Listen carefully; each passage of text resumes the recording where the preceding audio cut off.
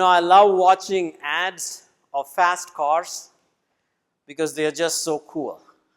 I don't know if you guys have seen the ad of Range Rover Sport. It's this guy driving this super cool Range Rover Sport car from the Alps, 9 miles down, cutting through snowy paths, and then he comes out in this race gear. It just, taps this car and says, cool car. Okay. And then you have these other ads. I don't know if you've seen, some of the ordinary cars that ordinary people drive, like Toyotas and Hondas. Right? They would drive in a racetrack and try to impress you. It's just not a Toyota. It's almost like a race car. You drive this, you'll feel like you're driving in a race. But then if you watch those ads at the bottom of it, it'll say, professional driver, do not attempt. And I'm like, what's the point?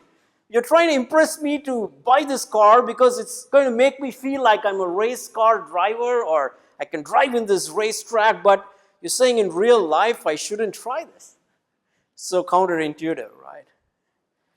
Well, thankfully, when it comes to our spiritual walk, when we want to live lives and we want to look at real people, heroes who've lived a fantastic Christian life that can encourage us, we have here today in the chapter that we read, it's kind of the holy grail of the heroes of Christian faith. It has some of the big profile names that we find scattered throughout the Bible. And yet, it doesn't say professional Christians do not attempt. It actually says imitate those who have gone before you. So there's something about their lives that's fantastic. There's something about what God did in them and through them that we can draw a sense of encouragement from, inspiration from, that we can actually apply in our daily lives. Isn't that awesome that we have a Bible that has stories of people who can encourage us? And actually, if you look at the list of the people here, starting with Abel and Moses and Abraham and all the others, although these were great guys, their lives were not very easy. In fact, most of the time, they went through very difficult experiences in life. They went through all kinds of trials that you could possibly think of. If you think I'm going through a crisis right now in my life, you can walk through that list in the chapter 11 and you can find at least one person who has exactly gone through that. But what is amazing is, it says that these people, even through the most difficult experiences in life, they persevered. They went through it. And so there is a secret here that is presented to us, that whatever crisis life may throw at you, it is possible that you also can persevere through them and get inspired by how these people did. And the one ingredient that was common to all of them, irrespective of whatever experiences they had, that helped them to persevere, it says, is faith. Faith is the most important thing in life, especially in a crisis. And when the heroes went through the crisis, it was their faith that helped them persevere, even when some of them died as a result of that. So today I want to start with this chapter. We're going to spend quite a bit of time for a few weeks in this chapter because it's one of my favorite chapters, and I love going through this many times, and I'm sure we will have a great time going through this. We want to talk about what is faith. If faith is something that helps people to persevere in crisis and trials, let's understand what faith really is. And secondly, we're going to look at two case studies of the life of Abel and contrasted with his brother Cain, and the life of Enoch, and see what was it about their faith that made them stand out compared to the rest of them. What is faith? The most defining verses of faith are found in these first two verses in Hebrews. It says, now faith is the assurance of things hoped for, the conviction or evidence of things not seen.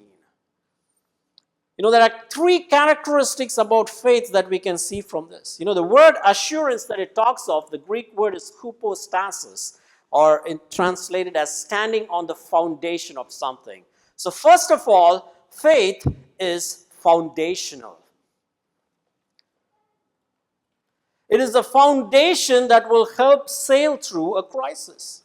What that does mean is, what you really believe deep down in your heart is what will come out when you go through a crisis. It doesn't matter what you say. It doesn't matter if you say, I'm a Christian, a Hindu, or a Muslim, or an atheist. But whatever it is that you actually believe, when you have a crisis, it will show up. Because that's the foundation that we have within us. And either that's going to help you sail through the crisis, or it's going to bring you down and pull you down and leave you in despair. Now, what is faith not is something that's important to understand. Faith is not faith in faith. We've often heard, these Olympic stories, or you have these videos that come, how there's these athletes that they're running the race and they get a pull, or they catch a cramp and they still believe that they can finish it, and they do it, and they say, you have to have faith in faith.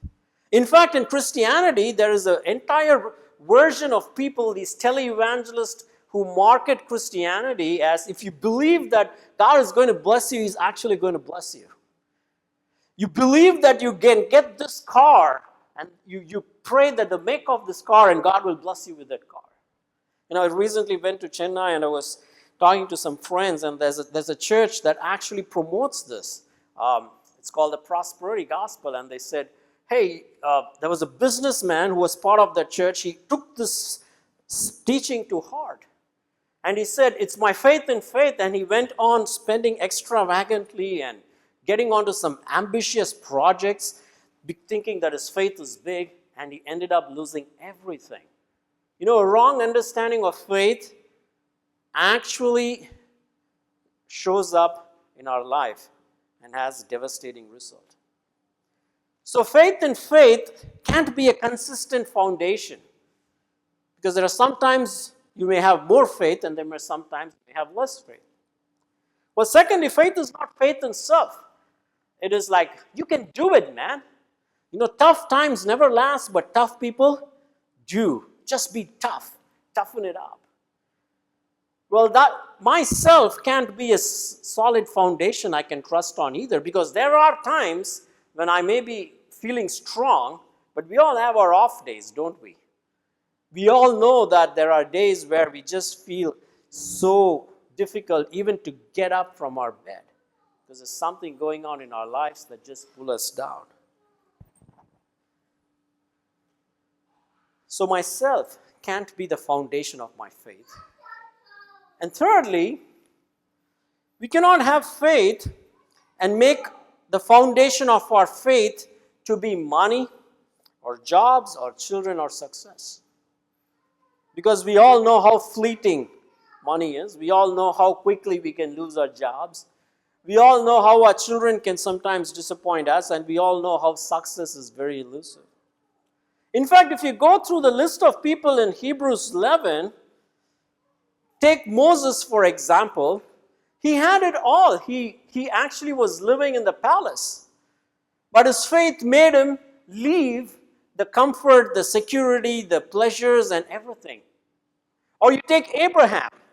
Abraham lived in Ur, in a very highly developed civilization.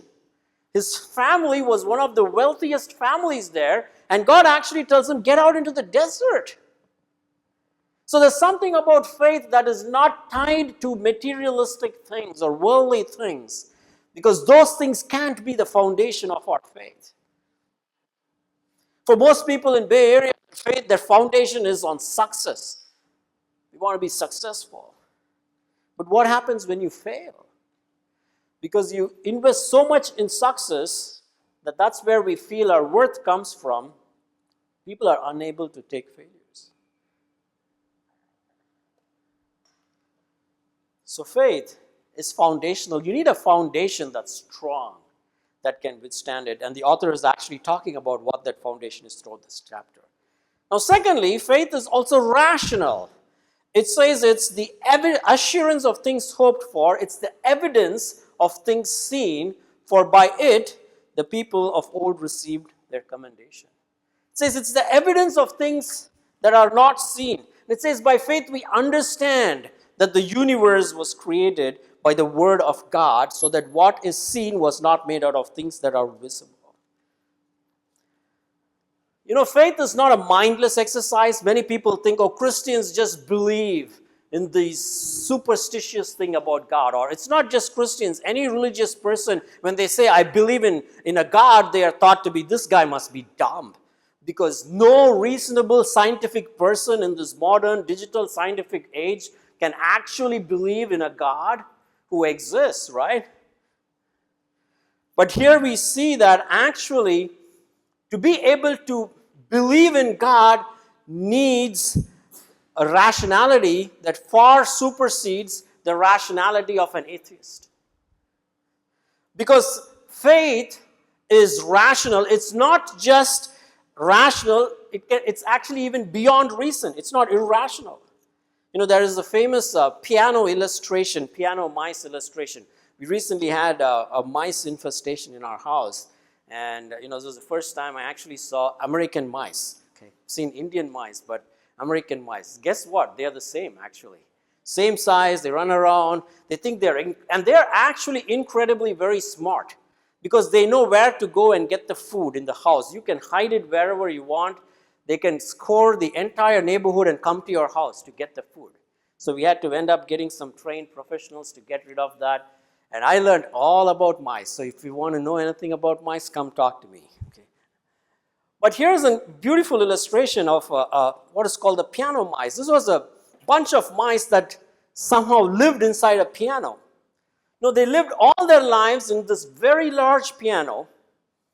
And all they could hear was the music of the instrument that came to them in this piano world, filling all the dark spaces with this beautiful sound and harmony.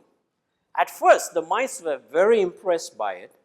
They drew comfort and wonder from the thought that there is someone who made the music, though invisible to them, someone above yet close to them. They loved to think of this great player whom they could not see. Then one day a daring mouse got the courage to climb up a part of the piano, and it returned, very thoughtful and confused. He said he found out that where the music was actually made. Wires were the secret, he said. Tightly stretched wires of graduated lengths that trembled and vibrated. They must now revise all their old beliefs. None but the most conservative could any longer believe in the unseen player. Later, another explorer carried the exploration further. This mice climbed even further up, and it now came and said, hammers are now the secret. The great number of hammers dancing and leaping on the wires is what made the music. This was a more complicated theory, but it all went to show that they lived in a purely mechanical and a mathematical world. The unseen player now came to be thought of as a myth, though the pianist continued to play. For those who believed in the unseen player, though, it was all very clear. You know, science has come to say that only anything that's rational, that's repeatable, that's provable is true. But there is truth that extends beyond what is rational and repeatable and provable, which science cannot. And we have come to a very reductionistic understanding of truth. You know, when I was doing my research, I was once invited to give a speech at UC Santa Barbara in the material science department. And I was sitting there with the dean, and my prof from Germany had visited. Now, this is my prof, whom I had a lot of respect for. He's one of the best minds in the world. He's top of the field in what he did in nanotechnology. And I was speaking on a project I was working on where we were trying to mimic what is in nature, especially in plants, how they harvest energy on a silicon chip. So it was just beautiful to see how in nature God has invested certain principles from which we were learning and trying to create an artificial world reflecting that. So the speech went great, and after that we had a lunch together, and it was the first time I had a one-on-one with my prof, and we began to talk about God. And he started off by saying that he doesn't believe in God, of course, and he said how there's this amoeba, this single cellular organism, all by itself, just by pure chance, evolved into multicellular organisms. Now, at that moment, I was flabbergasted because I thought he was the most smartest guy on earth. And this was the only thing he would believe for which there exists no rational proof. And it blew my mind to see the smartest minds in the world, when it comes to God, they just draw a blank. I didn't tell him that, of course, but I kind of was amused because that was the first time I lost my respect for his understanding of the real world. But you see here in the Bible it says, by faith we understand that the universe was created by the word of God, so that what is seen was not made of things that are visible. Experts call it ex nihilo creation from nothing. Initially when you look at it, this sounds like the Big Bang, isn't it? But here's the awesome thing. Did God actually create this whole world from nothing? Think about that. Did this entire world just come about from nothing? That's what the Big Bang and the evolutionists talk about. But if we read scriptures, it didn't come from nothing. It says Christ created the world. It was by him and for him and of him. Out of the fullness of Christ came this world. It didn't originate from nothing. It originated from the fullness of the deity of Christ himself. That's why the world is beautiful. Why is the world beautiful? Because it came from Christ, who is the creator, who is so beautiful. Why is the world in so much of order despite all the things that has happened? Because it's Christ who created this world, who has that within him. Is this Christ beautiful? It's more for the heart than the mind. Do I love this Jesus? So you see, to have a faith in a created world is actually more rational than to have faith in a world that was created by chance. And thirdly, and most importantly, faith is personal. Faith is foundational. You need to have a solid foundation where you put your faith on, and we're going to speak about that. Most of us have false foundations of faith. Secondly, faith is rational. It's not a mindless exercise. It actually needs some thinking about. No one is inviting you to believe in God without using your mind. So faith is rational. See, but you can still have the foundation right and still think through it and still not land in the last one, which is faith is personal. It says in verse 2, for by it the people of old received their commendation. The word commendation is a little bit of an old English, but it's a word that comes from the word for witness, martyrios. And what it basically says is, it talks of going before God and God looking at us and commending something that he sees in us. There is a personal element to it here when it becomes my faith. There's something about our faith that needs to have an appreciation before God. Have you ever had the experience of dressing up to meet someone?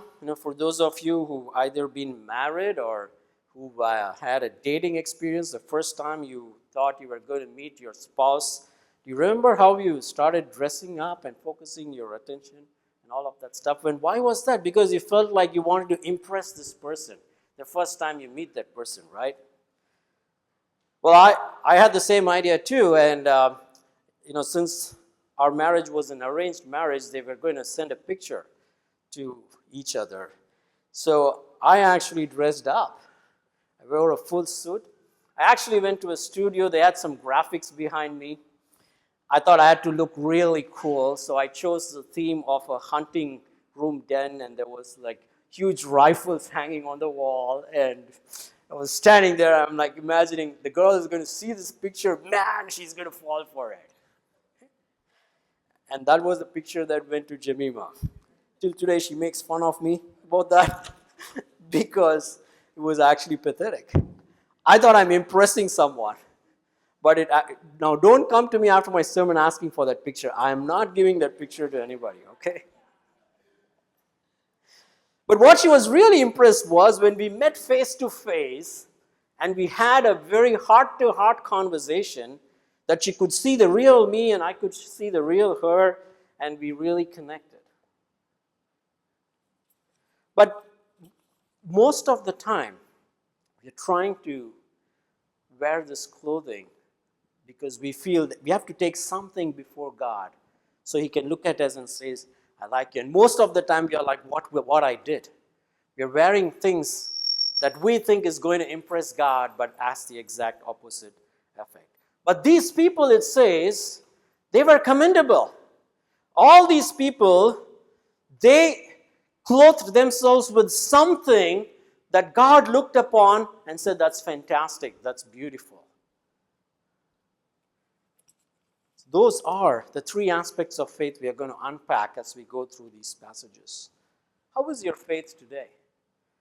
Do you believe in God? If you say, I believe, what is that belief? What is the foundation for your faith?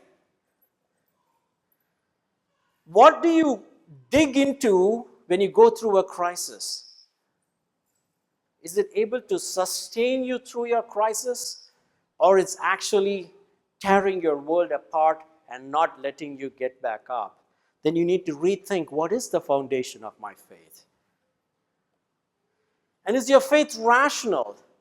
Not just rational to our mind, but in awe of Christ who created all these things and for whom all these things exist. And lastly, is our faith personal and commendable and presentable before God, that when we show this faith before God, He actually says, wow, that's fantastic. How is our faith? Let's look at two case studies today to unpack this for us even more beautifully. Abel's faith, verse 4, chapter 11, it says, by faith Abel offered to God a more acceptable sacrifice than Cain, through which he was commended as righteous. Notice the word commended, it keeps repeating in this chapter. God commending him by accepting his gifts, and through his faith, though he died, he still speaks. You know, Abel and Cain were the first children in the Bible. They both grew up hearing the same Sunday school lessons from their parents, who were actually Adam and Eve. They chose two radically different professions. You know, one went into farming, another went into animal husbandry. And they both bring sacrifices to God. And God says He accepts the sacrifice of Abel. He rejects the sacrifice of Cain. This sounds so unfair, isn't it? What's wrong with God? I mean, that guy, he just works from his farm. He brings the best thing from his farm to God. He rejects it. And this guy works with animals, and he brings his animal, and God accepts it. What's up with that? You know, there's something fundamentally wrong in the three aspects of faith that we spoke about that were radically different for Abel and Cain. You know, in the first place, you need to think, how did they know that they have to sacrifice when they come before God? They knew that they can't just walk into God's presence because they heard the story from their parents, Adam and Eve. They knew all too well what happened in the Garden of Eden. Without that, they couldn't have known that they have to bring a sacrifice. And they also knew what happened when Adam and Eve failed God was that they felt the sense of shame that they now had to clothe themselves up with fig leaves and attempt to cover their shame. You know, it was wonderful in our retreat to hear Pastor Susan talk about fig leaves. ties right into this as we talk about Cain and Abel in the story very well.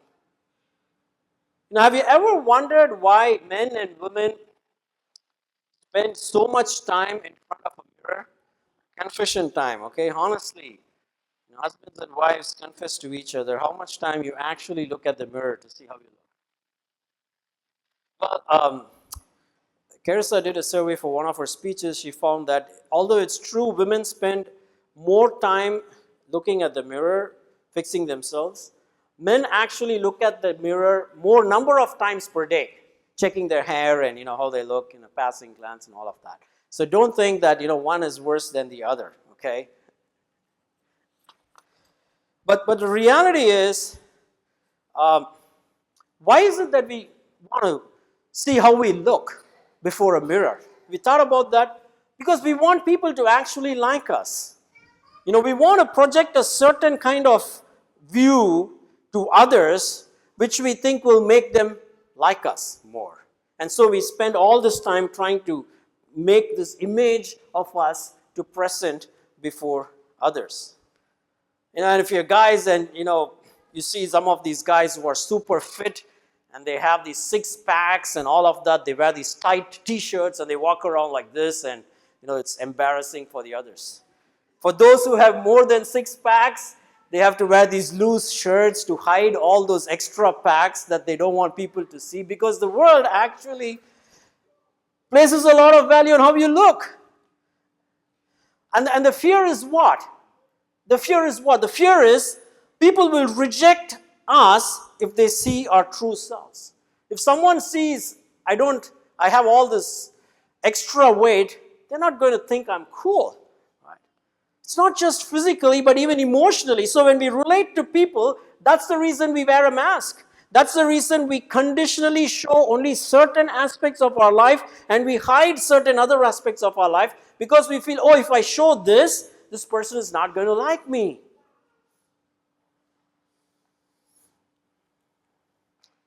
And therefore, in shame, to cover the not so nice parts about myself, I have these fig leaves around me. I don't want to show this to others. Not just to others, worst is, I don't want to show this to God Himself. And so we retreat behind clothing ourselves with all these other things. But God did something amazing to Adam and Eve, isn't it? He said, everything you try to clothe yourself, it's not going to give you the rest, the peace, the joy you're looking for. I have to clothe you. And so He sacrifices an animal and takes the skin of the animal and gives Adam and Eve their first dress. And He tells them one day His seed will come, who will be sacrificed on the cross, and He is going to clothe us all. That's the reason when Abel goes to present the sacrifice, he got that and he brought an animal because he realized sacrifice need to be happen. He need to be clothed not by his own goodness, but he need to be clothed by the righteousness of Christ. Cain, on the other hand, was convinced that he was actually not that bad. Like many people today. He's like, I'm not that bad, I'm a good guy. And most people believe they should be accepted for who they are, and in fact they are successful. If they are successful, they need to be given more respect and more value. And so they try to go before God and say, God, you should actually like me because I'm a nice guy. I don't hurt anybody, I'm actually pretty good. I don't lie, I don't kill people. But if you're honest, you know that you have your own weak spots that you actually hide, you don't want anyone to see. What about that? So those who realize their true self, that whatever clothing we had is not enough, but we need the clothing of the righteousness of Christ alone, because that alone matters. Cain was so mad. People who don't know God look at people who know God and get really mad at them. And a classic illustration of that right here is Cain. He was so mad at Abel. Despite God warning him, hey, sin is crouching at your door, don't do it, don't do it, he goes and kills Abel. Abel's faith was commendable because he would not cover himself with anything other than Christ. What are you covering yourself today with? Where is your faith on? How are you covering your weak spots, your sinful spots, your soft spots that no one else can see? Some of us try to cover our weakness with smartness. Some of us try to cover our weakness with beauty. Some of us try to cover our weakness with success.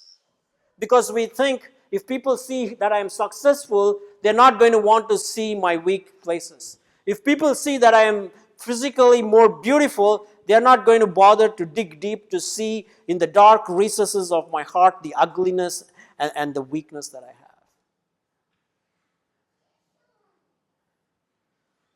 But Abel realized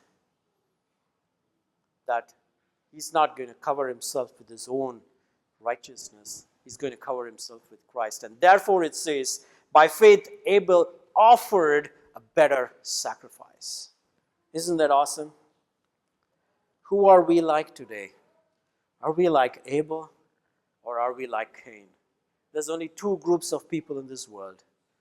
One group who have come to realize their brokenness, their sinfulness, the secret vileness in their hearts, and refuse to clothe themselves with anything other than Christ. And there's this other group who still are hiding themselves and covering their shame with layers and layers and layers of success and power and pleasure, and are never going to come to Christ. Who are you like today? Are we like Abel or Cain? The second case study is that of a mysterious figure called Enoch. It says in verse 5 and 6, by faith Enoch was taken up so that he should not see death, and he was not found because God had taken him. It's interesting when you read this chapter, it says, by faith Abel offered, by faith Noah built, by faith Abraham obeyed. In every single case, it talks of by faith and there is a strong action verb of something they did. But when it comes to Enoch, there's no action verb. Enoch didn't do any of these cool things. It's a very passive verb. It says, by faith Enoch was taken by God. It doesn't tell us what spectacular thing that Enoch did that caused God to even take him. Enoch is really mysterious because we know very, very little about him. There are only 3 verses about him in the entire Old Testament. And it's found in Genesis chapter 5, 21 to 24. 3 verses, total of 51 words. It says, Enoch walked with God. He was the father of Methuselah, and after he became the father of Methuselah, Enoch walked with God and God took him. That's it. He lived actually for 365 years. Those days people lived super long. And if you think that's long, his son Methuselah actually lived for 969 years. That's like a whole millennium. Imagine living for a millennium, right? But despite living shorter than those conventional times, what was so special about him, it says, is that Enoch walked with God. Again, when we read the phrase walked with God, it should take us right back to the story of Adam and Eve. Because before they fell, God walked with Adam and Eve. God walked with Adam and Eve. And right after the fall, Adam and Eve heard God walking alone in the garden, and they hid themselves from his presence. Why? Because they had to cover themselves with all these fig leaves. They felt they cannot walk with God. To walk with someone, you need to have a relationship with that person. You cannot have a broken relationship and continue to walk. Now, if you're married and if you've had a fight with your wife, you can't go out holding hands and walking together, can you? And if you have a fight with God, and if you have broken that relationship, you can't walk with God. Enoch lived in a crazy time.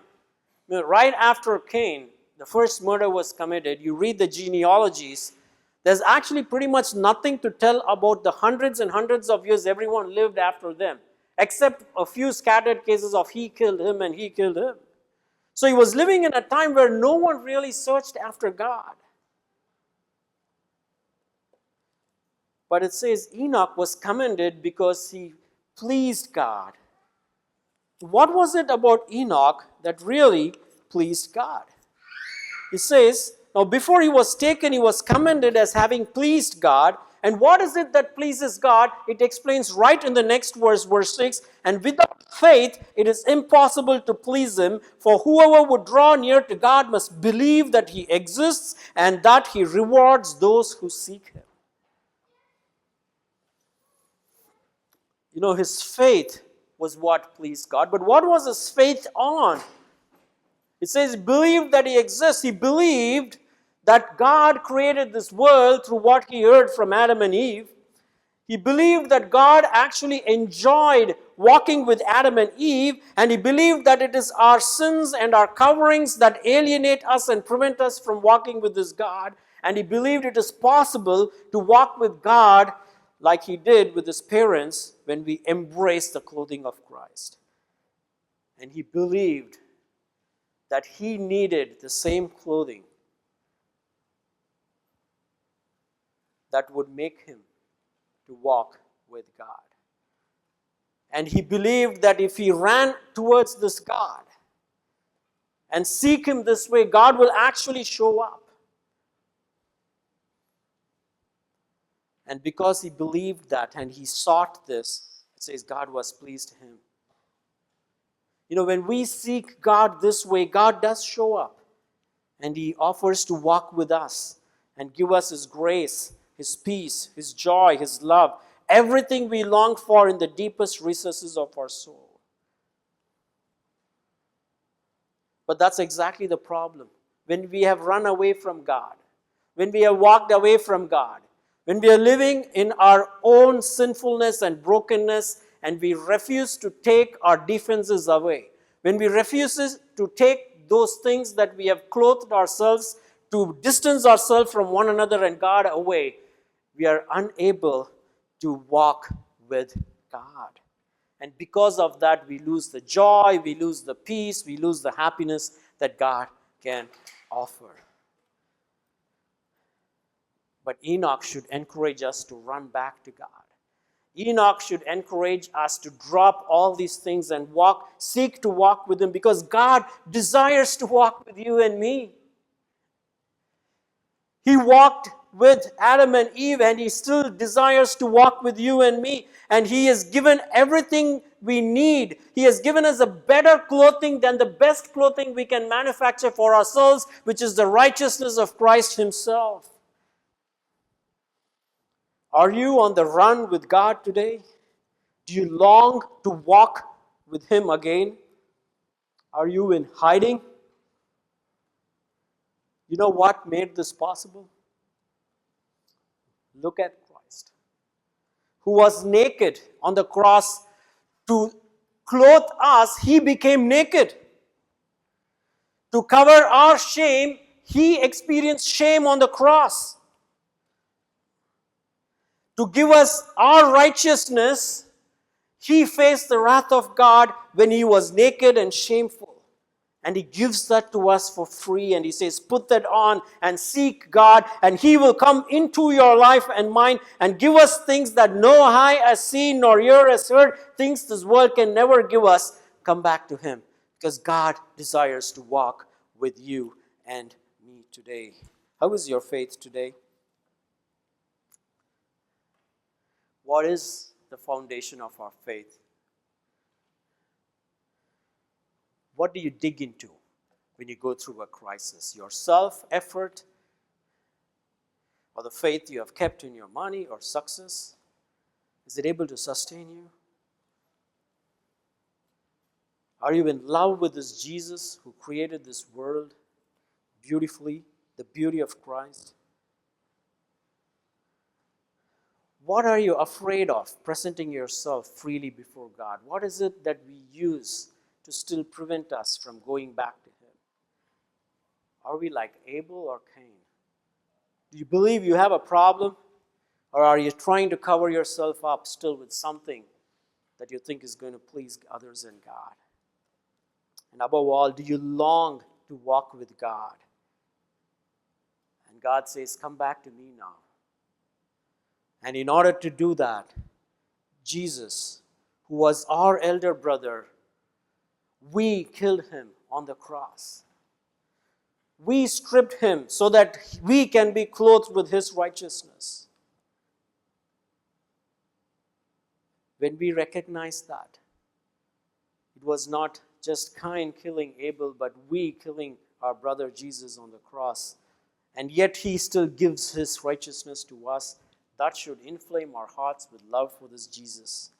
And that is the faith that is commendable before God. When you go before God and say, I have nothing, I'm willing to take away all these defenses that I had erected for myself. And in fact, I am so sorry that I crucified this Christ Jesus on the cross.